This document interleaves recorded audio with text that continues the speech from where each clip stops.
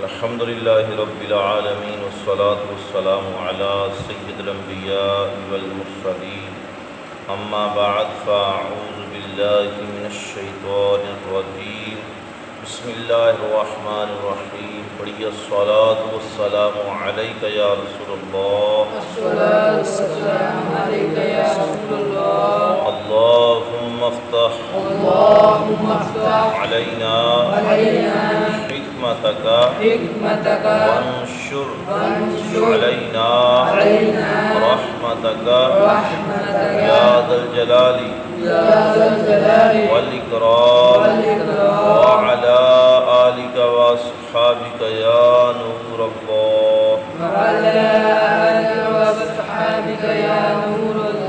یہ آج ہم مدنی قاعدہ سبق نمبر 16 پڑھیں گے، صفحہ نمبر 28۔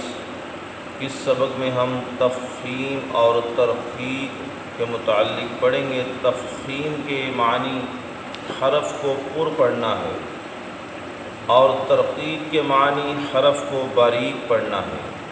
3 حروف توجہ سے اچھی طرح یاد کر لیجئے، الف، لام اور را، یہ 3 حروف کبھی پر یعنی موٹے اور کبھی باریک پڑھے جاتے ہیں۔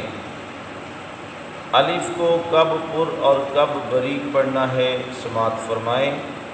الف سے پہلے اگر پر حرف آ جائے، الف سے پہلے اگر پر حرف آ جائے تو الف کو پر پڑھیں گے۔ پر حروف یعنی حروف مستعلیہ یہ پر ہیں، اور را پر زبر یا پیش ہو تو را کو بھی پر پڑھتے ہیں۔ را کے پر پڑھنے کی اور بھی صورتیں پیچھے ایک سبق میں بیان ہو چکی ہیں، تو چاہے را پر زبر پیش ہو یا حروف مستعلیہ میں سے کوئی حرف ہو یعنی پر حرف ہو، الف سے پہلے اگر کوئی پر حرف آ جائے تو الف کو پر پڑھیں گے، اور الف سے پہلے اگر باریک حرف آ جائے تو الف کو باریک پڑھیں گے۔ اگلا قاعدہ، اسم جلالت اللہ کے لام سے پہلے، کس لام سے پہلے؟ لام ہو اسم جلالت اللہ کا، اس لام سے پہلے زبر یا پیش آئے تو اسم جلالت اللہ کے لام کو پر پڑھنا ہے، اور اگر اسم جلالت اللہ کے لام سے پہلے زیر آ جائے تو اسم جلالت اللہ کے لام کو باریک پڑھیں گے، اور اسم جلالت اللہ کے لام کے علاوہ باقی تمام لام باریک پڑھیں گے۔ الف کو پر پڑھنے اور باریک پڑھنے کی صورتیں اور لام کو پر پڑھنے اور باریک پڑھنے کی صورتیں میں نے بیان کی ہیں، اور را کی ہم بعد میں آج ہم ان 2 فائدوں کو مکمل کرتے ہیں۔ سبق شروع کرتے ہیں، پڑھیے قال۔ اب یہ دیکھیں قا مستعلیہ ہے، قا کے ساتھ آپ نے الف کو بھی پر کر دینا ہے۔ صراط،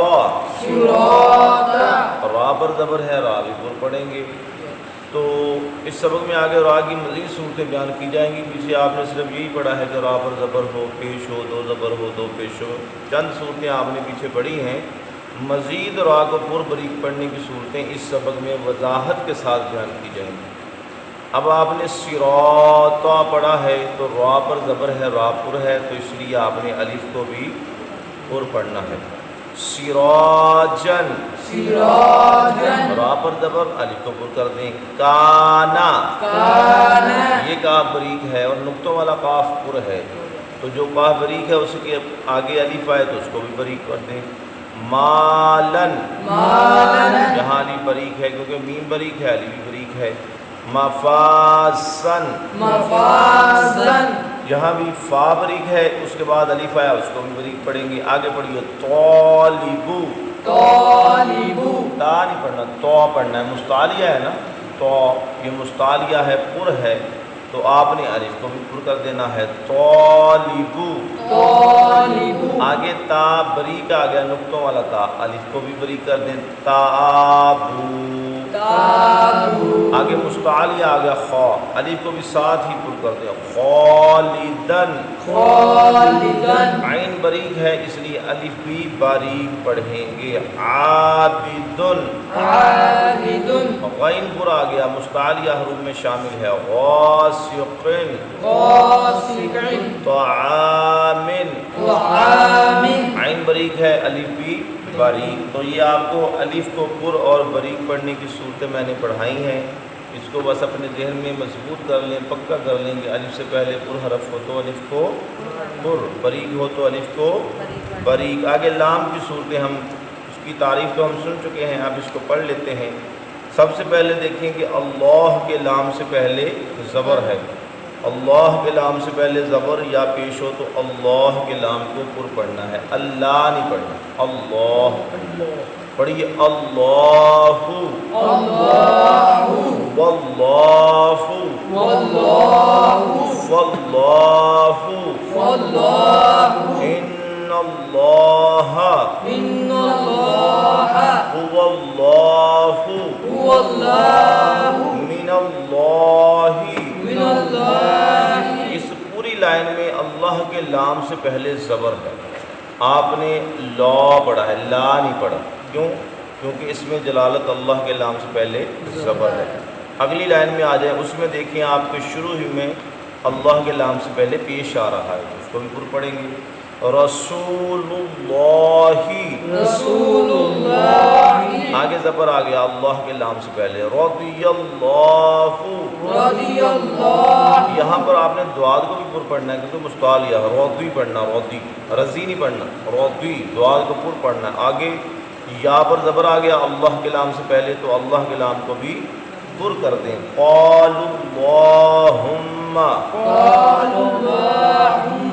اللہ کے لام سے پہلے لو پر پیش آ گیا، اللہم کے لام کو پر پڑھ دیں۔ اب آگے باریک پڑھنے کی صورتیں آ گئی ہیں، اللہ کے لام سے پہلے زیر آ جائے تو اللہ کے لام کو باریک پڑھنا ہے، للہ، باللہ، یہاں اللہ کے لام سے پہلے کیا آ رہا ہے؟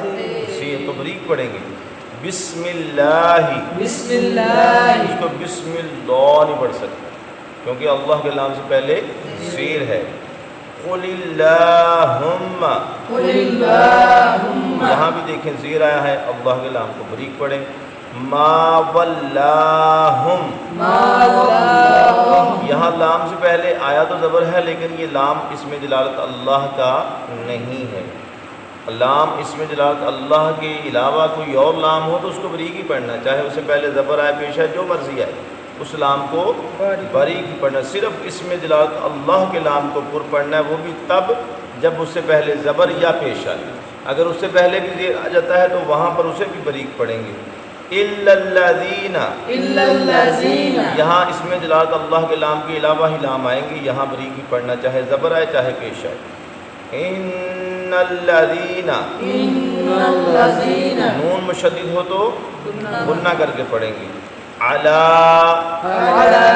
صلاۃً، یہاں بھی لام باریک ہے لیکن صاد مستعلیہ ہے، یہ پر ہے، تو یہ میں نے آپ کو الف کی پر باریک پڑھنے کی صورتیں اور اللہ کے لام کی اور اس کے علاوہ لام کی پر پڑھنے کی باریک پڑھنے کی صورتیں بیان کی ہیں، انشاءاللہ تعالیٰ کل مزید آگے اور آگے صورتیں پڑھیں گے۔